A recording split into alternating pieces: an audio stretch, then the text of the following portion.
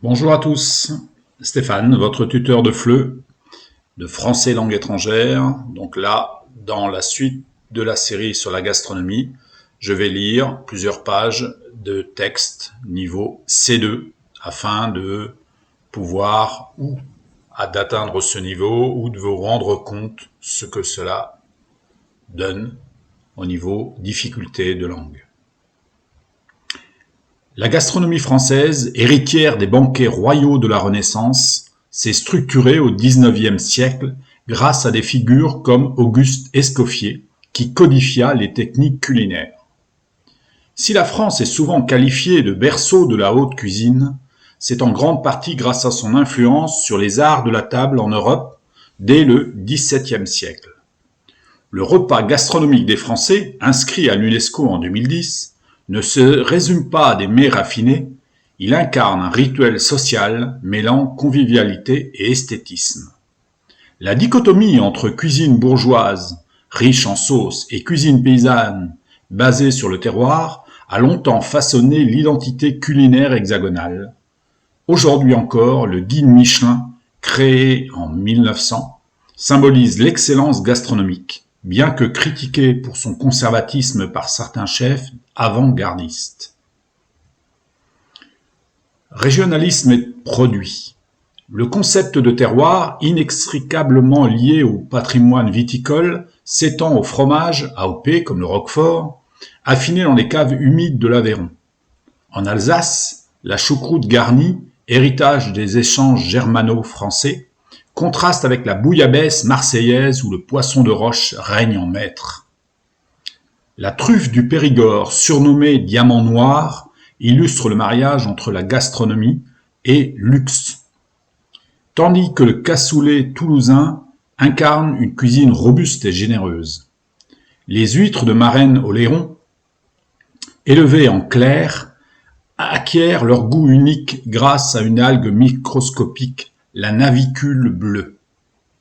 Paradoxalement, des produits emblématiques comme la pomme de terre introduite par Parmentier ou le café popularisé par Louis XIV sont des emprunts à d'autres cultures. La nouvelle cuisine des années 70, prônant des portions réduites et des cuissons al dente, a bousculé le traditionnalisme, non sans susciter des controverses. Des chefs comme Alain Ducasse militent pour une gastronomie durable, s'approvisionnant en circuit court et revisitant les abats pour lutter contre le gaspillage. Le phénomène bistronomique, né dans les années 1990, démocratise les techniques étoilées dans des cadres décontractés, à l'image du Septime à Paris. L'essor des food tech pose question. Peut-on concilier plat lyophilisé gastronomique et éthique du fait maison? Face à l'uniformisation des goûts, des artisans résistent, comme les boulangers perpétuant le levain naturel face à l'industrialisation du pain. Rituel et symbole. L'apéritif, moment clé de la sociabilité, va du simple verre de pastis en Provence au champagne rosé des soirées parisiennes. Le fromage, servi avant le dessert, cristallise des clivages. Préfère-t-on un plateau odorant ou une portion individualisée aseptisée? Ou portion individuelle aseptisée. Les repas d'affaires, où il est mal vu de parler travail avant le café, révèlent l'importance stratégique de la gastronomie dans la diplomatie française. Les femmes, longtemps cantonnées aux cuisines domestiques, investissent enfin les brigades étoilées, à l'instar d'Anne-Sophie Pic ou Hélène Darroze. Les conflits générationnels s'expriment aussi à table, adoption du brunch versus défense du repas dominical traditionnel. Globalisation et défis. La pâtisserie française, exportée par des chefs comme Pierre Hermé, s'adapte aux palais locaux. Matcha à Tokyo, cardamome à Dubaï. Le vin naturel, prôné par des vignerons sans sulfite, séduit une jeunesse urbaine en quête d'authenticité, aux grandes dames des puristes bordelais.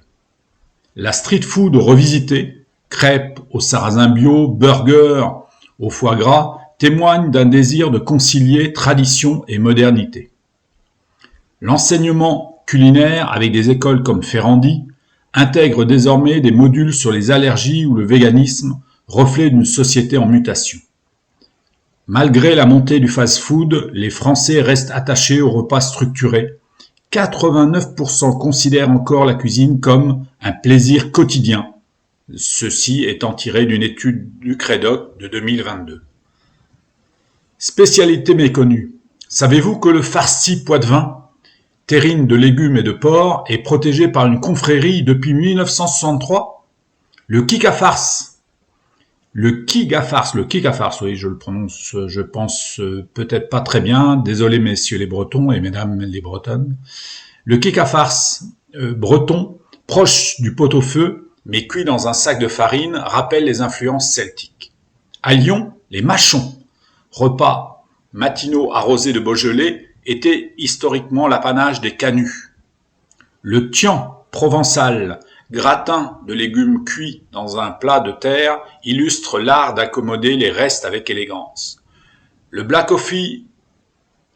bakeloff, oh, alors là, excusez-moi les Alsaciens, non, c'est le bakeoff, je crois, alsacien, mijoté dans une jarre scellée, symbolise le syncrétisme franco-allemand.